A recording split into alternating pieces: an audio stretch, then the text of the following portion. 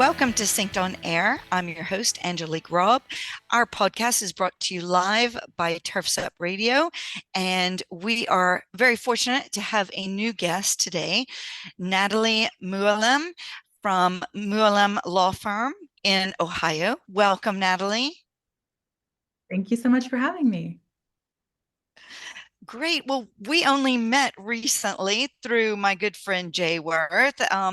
And yeah, I was really excited to hear about your business that you've launched. And we can dive right into it and let our audience know a little bit more about you. And, I know we talked about this last week, but tell our audience, what led you to starting your own law firm?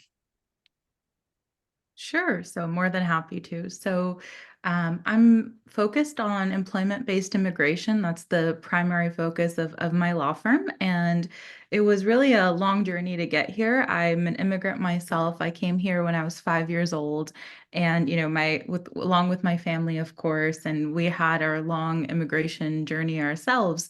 So when I graduated law school, I naturally, had interest in immigration and I dabbled in other things. And, even for my first job, I was hired to do something completely different, which was employment law, and found myself gravitating towards the immigration practice at that firm and, working with them on business related immigration. And I found it, one of the most rewarding things because it really struck a balance for me between being able to help people like myself whose families have, are looking to come here for new opportunities, but at the same time, doing it in a way that's boosting the economy and helping businesses that really need that help. So I found it, very rewarding. And my next job was at a firm that primarily practiced H2B visas. And it really opened up a whole new door for me and taught me all about those visa types. And it was a very high volume firm. So I was managing I would say approximately 500 to 600 cases each year, and really got to learn all about the different industries and how much of a true labor shortage there is in a lot of different fields. Because we see a lot of data and it shows that the unemployment rate is up or down, or the market's looking one way or another. But what it really doesn't always capture is how different sectors are affected by that. And obviously the green industry being one of them, where the labor shortage is just a very large issue. So with my firm now, which I recently started, the focus is more on high customer service while providing these visas, because we wanted to do it in a way that was very boutique, very customer service oriented, and really build a connection with each client that we're working with and providing holistic and strategic solutions, and not just kind of cookie cutter answers to these complex questions. Wow. Yeah, I love this because I do feel like we've always had a shortage in our industry. And COVID and also regulations changing often for H2B visas, and not knowing how many would be allowed. It is a moving target, it seems. I liked how you put it. You like to coach people on starting to use H2B visas, you know, and explaining that. What's your recommendation to companies that have, they need people, they have heard good and bad things about H2B visas as far as, how it can impact your company. Obviously, it's always good for those employees that you get across, but what can you tell our audience about using it for the first time, this visa program? Sure. So, as we had briefly touched on last week, it's, I think the best time to start using H-2B visas is, right before your need gets to that drastic point where, you're turning down work and you're so understaffed that your current staff is leaving. So, my advice is always, take your first your first ride with H-2B with low expectations, let the process go forward. And then, the second time around, I think we had laughed about it time we called it the training wheels. So, get those training wheels, use it, use the first time you're willing to iron out all the kinks in your application, figure out what works and what doesn't, then, the next cycle, you should be really, on footing and be able to use it more of a strategic program. There's a couple things that play with the H2B that I think, are especially difficult for first time employer that's utilizing it. The first of which is, your documentation has to seasonality and it has to justify the number of workers you're asking for. So a lot of times, first time go in with this expectation of some seasonal, then you look at the data and it doesn't necessarily show. So, we have to really be able to work together and parse out that data and show, maybe your payroll isn't seasonal, but remove certain projects that don't fit into the description asking these workers to do, it does become seasonal. Like, for example, if you're doing both landscape and hardscape and the crew is doing them, but you're only getting H2Bs to do landscaping, well, maybe if we remove the hardscaping work out of your payroll, then it does become seasonal. So it requires a little bit of tweak. And then same justification for the number. Sometimes companies, they have like a gut feeling about how much workers need, and it's based off many years of experience and very legit, but the Department of Labor needs a calculation. So, we kind of work out those types of kinks as well as, what's the best place to recruit. And more importantly, the cap. So the cap is, kind of that dreaded word when anybody's discussing H2B, there's only a certain number of Oh, visas available. But the nice thing, go ahead.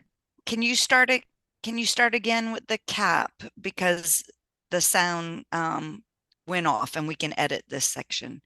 Let's see if we can get that again. Sure. Is my voice more clear if I move the mic up? Oh, it is. Yeah, better. Okay, just do that. Let me just hoist it up. Okay.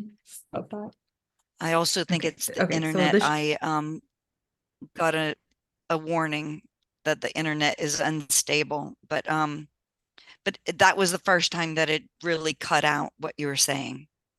So let's see if we can do that okay, again, no the cap. problem. No worries.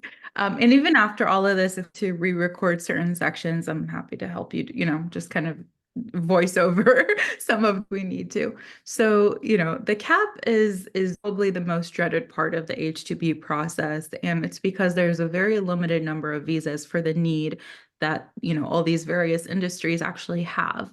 Nice thing is, after your first year of applying, you have return workers. Therefore, the supplemental filing that happens, which is basically a bonus round that the government issues because the gap between the number of visas available and the number of visas needed is so large, the times issue a bonus round. And it's usually exclusive to returning workers. So as a first-time filer, of course, you can take advantage of it if you're bringing workers returning from another company, but it's a lot easier if it's your own.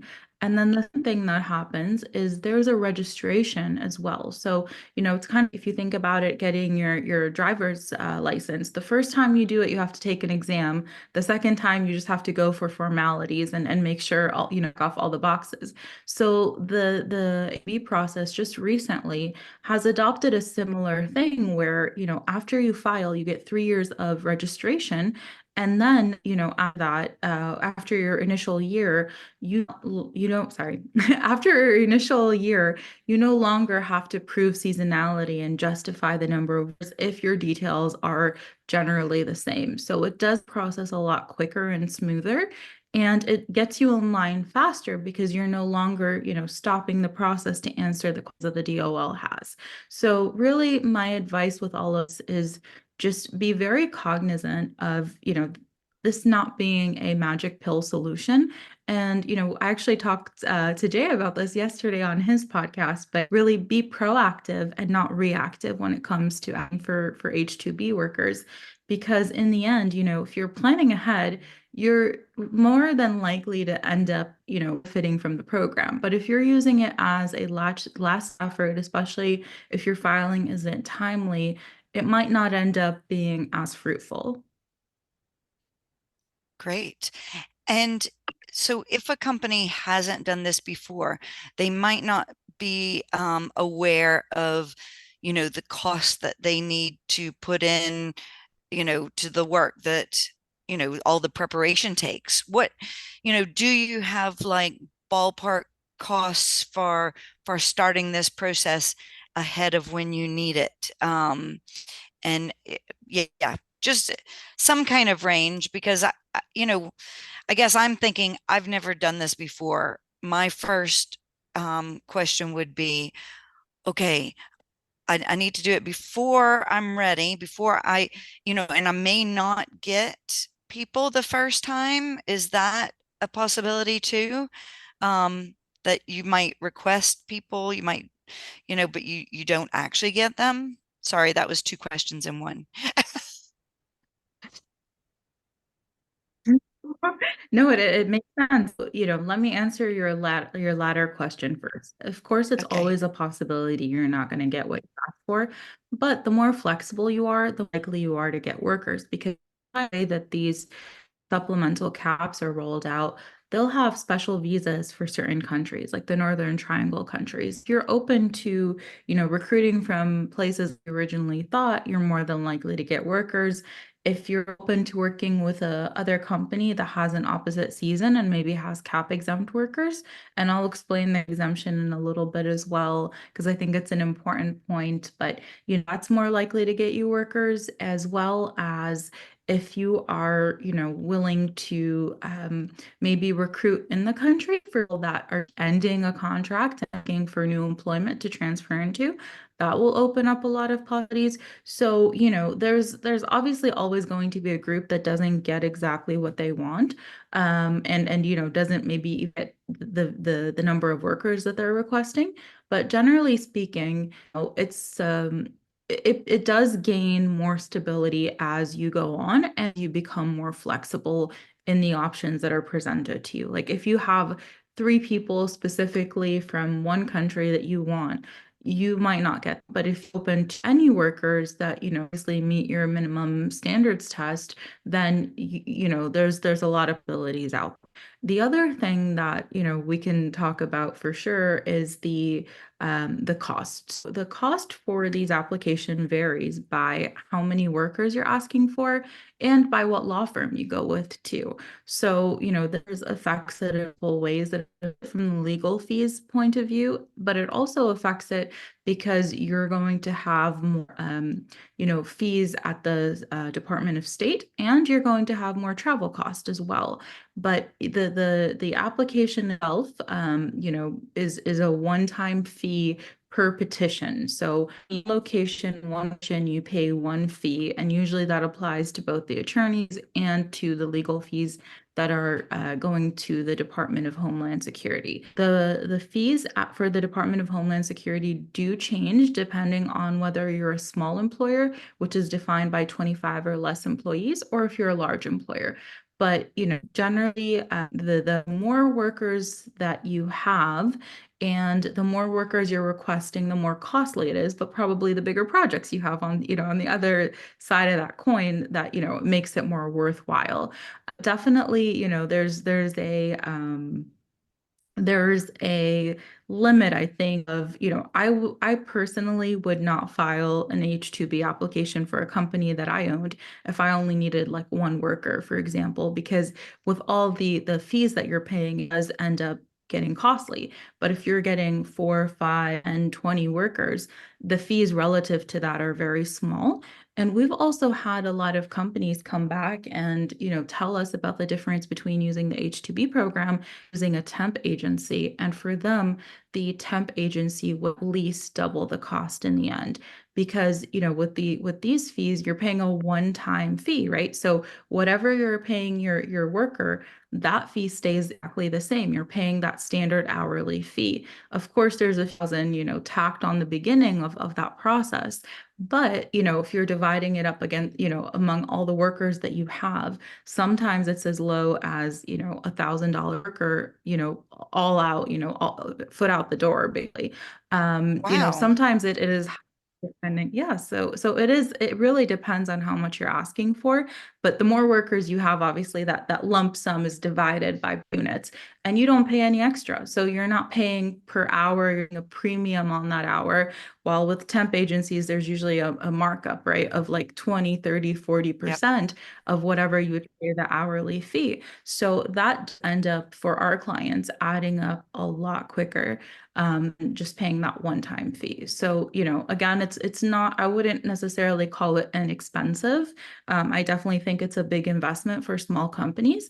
But, if all options considered, if you have really great contracts, that should be able to offset the cost of H2B. That is so great to know. I love how you explained, a small business versus a large business and really yeah, that it needs to be 4 or 5 employees that you're onboarding to make it worthwhile. I think those are great benchmarks for um, small and medium businesses to keep in mind. If they haven't done it before. So thank you for explaining it in that way. Um, I think that, and also the comparison to a temp agency, because there are probably a lot of companies, using temp agencies that don't realize how much it can add up. And you think maybe because it's local people that you're getting, it should be cheaper as opposed to bringing somebody across from another country. But you're also And really, I'll tell go ahead. No, go ahead. I'm sorry. Just a Okay. little feedback. Go ahead. Well, I was just going to say that we have some business owners that were at our last Sync Live event that have permanently brought people from other countries over and gotten them, established in the US and brought their family over because they've become such an integral part of the company.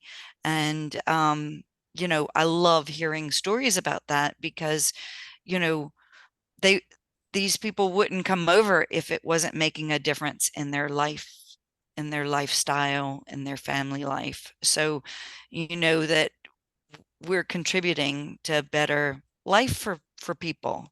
Um, so, gosh, I wouldn't have thought that just requesting 4 people, it would be worthwhile. I think that's very, very telling. So, I actually last week had a conversation with one of my clients who's based in Iowa, and they own a small landscaping company, and they actually have 4 workers right now from El Salvador. And we had the same exact conversation about the temp A's versus H2B. And what she had said to me is, the real big difference for her was the quality of work. Because when you're getting an H2B worker, you can add, requirements, and when you're recruiting, you don't have to get somebody that's doing, temporarily. You can get this as a professional in their country that does this professionally. And she said that the people that they had brought over were very highly skilled, very hardworking. And of course, people like that exist in the United States, but they're usually not working for the temp agencies. Like, I think that's also a little bit of a difference too. And we had also talked about the green card process, which is establishing people here permanently. And usually that process takes 3 to 4 years for somebody to actually get their green card. So they're going to have those same workers returning year after year. And after a few years of seeing that they have really high quality work and they're the kind of employees you want in your culture, you can sponsor them and have them stay in the United States forever. And the nice thing about it is once they get their green card, they're basically just like any other US worker. So of course they, theoretically can leave, but because the process takes so long, it's a little bit of a blessing in disguise for the employer, because you've already had this person for, 5, 6 years at that point, and you know whether they're loyal or not, and whether it's worthwhile pursuing the green card or not as well. It's like a 5-year interview, isn't it? On-site interview. And yeah, you should be really comfortable with them at that point. Exactly. Well, no surprises, I think, at that point. Yeah, yeah, no, that it's a good point about temporary workers too. They probably are, if they are as skilled, they probably are running their own business or they have a stable job that they don't need a temporary agency to, yeah, to get them work. Yeah, I mean, do you think that there are enough visas for like for 100 new companies to start, applying? Or, I guess I'm just wondering about the balance of, you know, visas available, or, it sounds like you have lots of experience with this and you've seen over the years how it goes. Is there um, something that you can speak to for the future So on that? So I'll tell you, there's never been enough visas. Okay. There's been a visa for as long as probably the program has existed. But, I do think the more companies are becoming aware of H2B, and there was like a little bit of this, I think, opening to H2B once COVID happened, because a lot of companies hadn't even heard of it, or hadn't used it. And we saw a lot more newcomers, join the H2B program. I think as new companies are joining, it's forcing the hand of the government to really provide more options. And I think eventually there has to be, congressional action on increasing the number of visas, or at least making it more reflective of what's really needed. And this is something that agencies all over are advocating for. But I think the more that people are aware of this option and the more that they're utilizing it, the more it will force, true act. Because, there's certain legacy companies that have used the H2B program for years and years and years. But if you look at the published list of employers every year, the number of newcomers is drastically increasing. So, we've had our stable players, but new industries are joining, and the competition in some ways is becoming more fierce. But on the other end, we've never had as many supplemental caps back to back. The number of visas that are given in addition has never been, as drastic. The registration is a new process. So there are changes happening that are positive, but they're just not enough.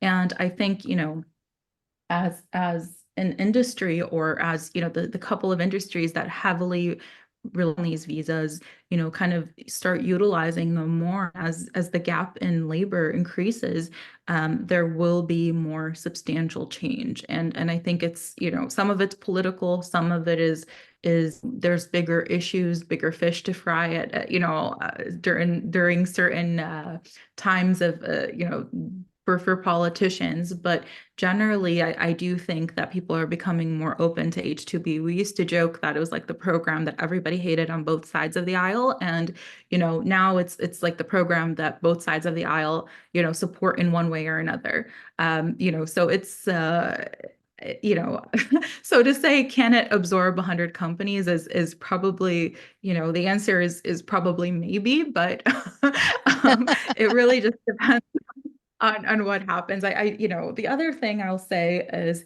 with some of these changes, the number of visas that's being requested is probably shifting as well. So traditionally, companies would apply for a little bit more visas than they needed, knowing that not every single visa was going to make the lottery, right? Like you want to buy more tickets to this lottery. And the company that can afford it would do multiple applications and have a little bit more visas per application than they actually needed. Now the need for that has gone down a little bit, plus the government scrutiny on that has gone up. So, they're really difficult on duplicate applications. So they're looking more carefully at the job descriptions and seeing, are Um, these two jobs essentially the same? Or, are you just changing the name and asking for the same thing? And then they're also being more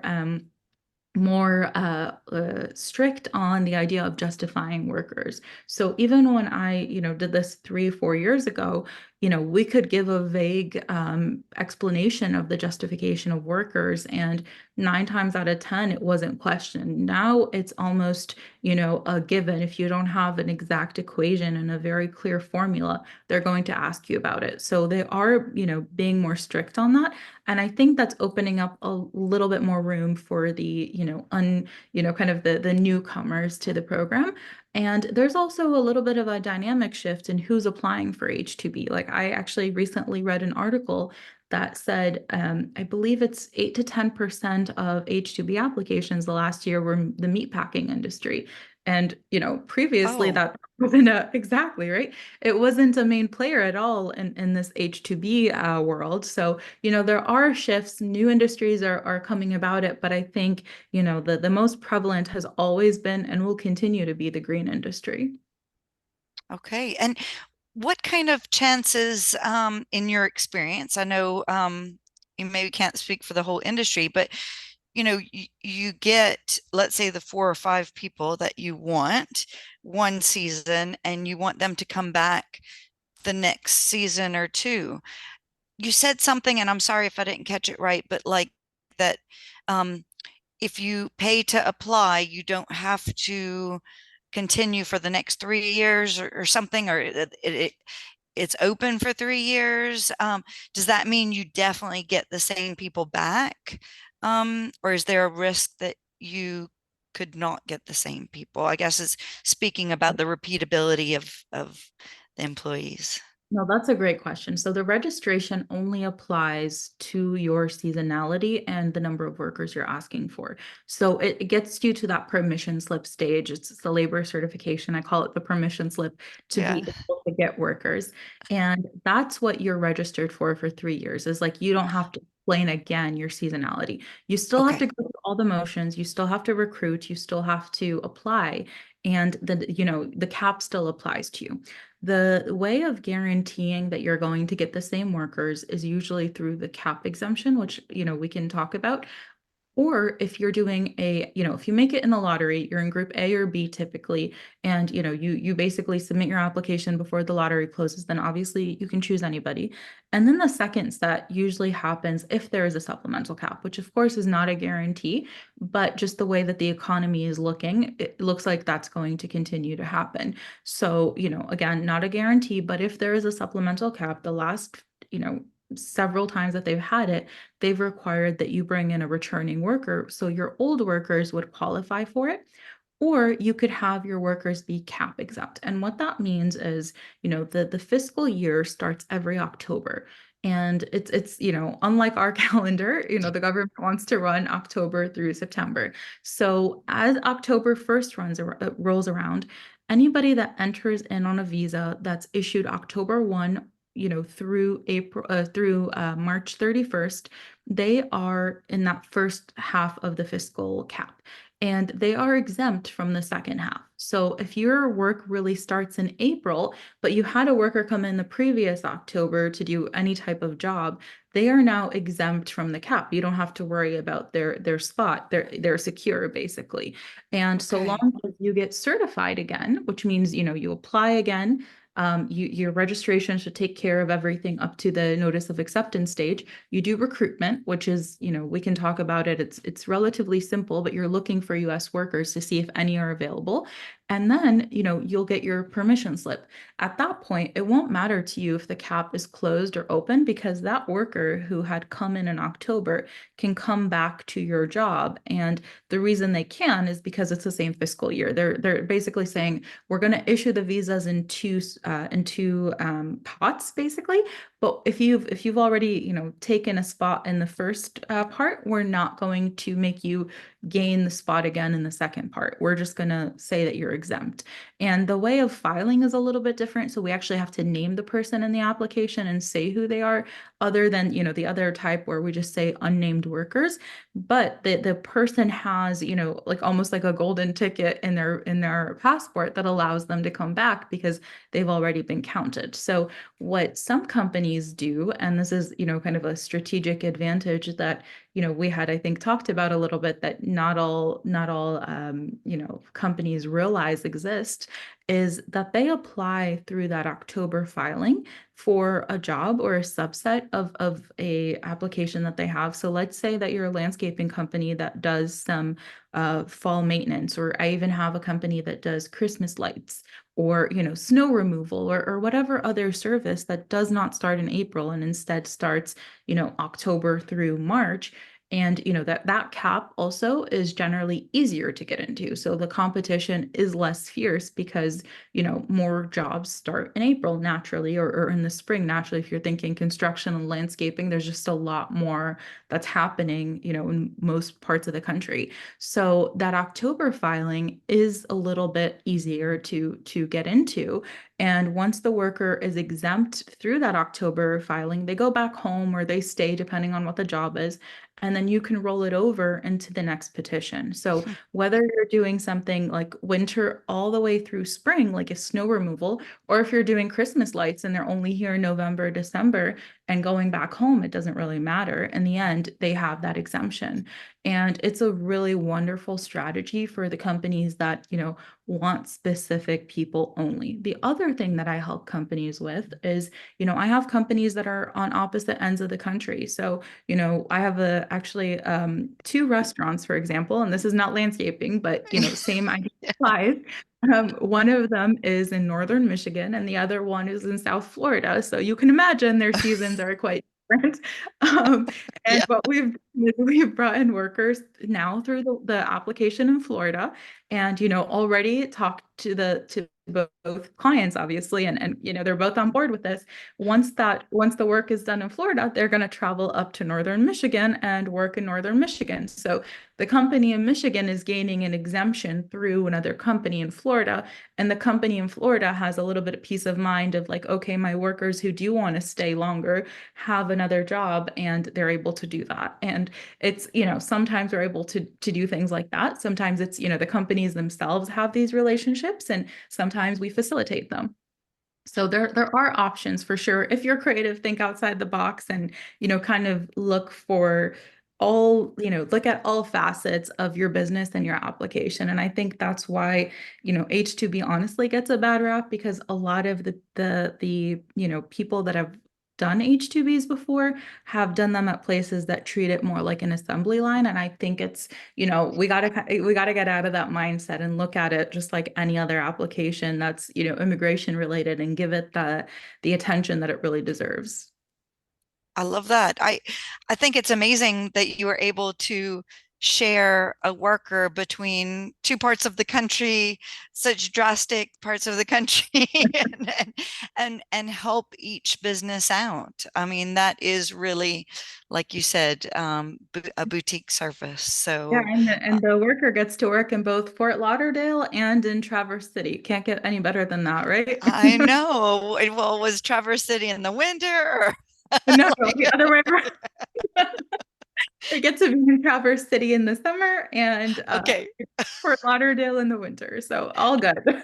Yeah, that's a better way around. Well, depending on if you like snow or not. They get to enjoy the good weather, in both places. Well, this has been very enlightening because, like I said, we, as an industry, we have a lot of small businesses. 86% have 9 employees or less and always looking for people.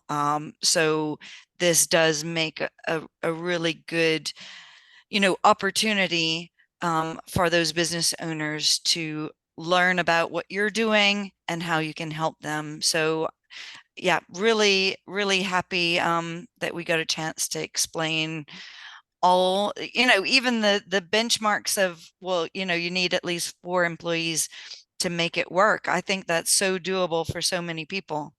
Yes. Makes it And so and worth apply it. early. What's that? Say it Apply. again. I was saying, and always remember, the earlier you get started, the better. I always say 6 to 8 months, at least.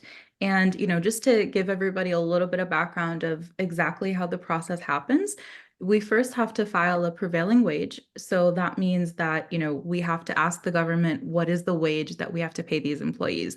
They look at survey data, they look at our job description, they look at the location, because location also obviously matters for cost of living. And they give us what's the new minimum wage for that job. And then we gather information about your seasonality, we gather information about your justification for the number of workers, and we create a very detailed job description in what's called a job order. So this has, down to the nitty gritty of what hours they're going to be working, what overtime looks like, the travel that's going to be covered, every single detail, that's really relevant for a US worker to know whether they want this job or not. And when we apply, it's done 90 days to 75 days before the date of need. Obviously, we want to try to hit that 90-day mark, especially for the April filing. So we want to have everything wrapped up, including the prevailing wage, which takes about 2 months. We want to have that all done by January 1st and be ready to submit. So we have our application, basically granted before it's April 1st.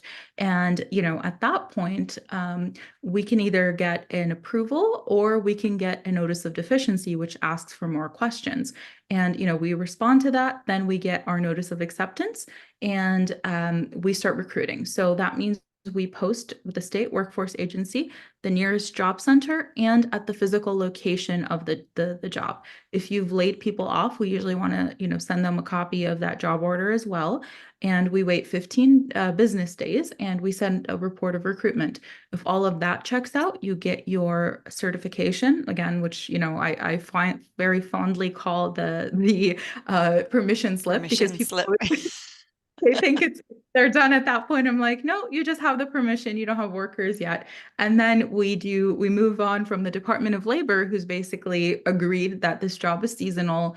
We've justified our need and that there are no US workers willing to take the job. And we go to the Department of Homeland Security and we file with them. And this is where the fees come in. So the nice part also is, let's say you get up to that point and for some reason, you're not going to get workers or, you change your mind or whatever, you haven't paid any fees other than the attorney fees at that point. Oh, It's wow. only Yes, so if you're capped out on a petition, you're not going to pay fees on it, except obviously, again, the attorney fees, but the filing fees don't actually apply unless you're capped in. So once you've made the cap, then that's where you pay the fees to the government.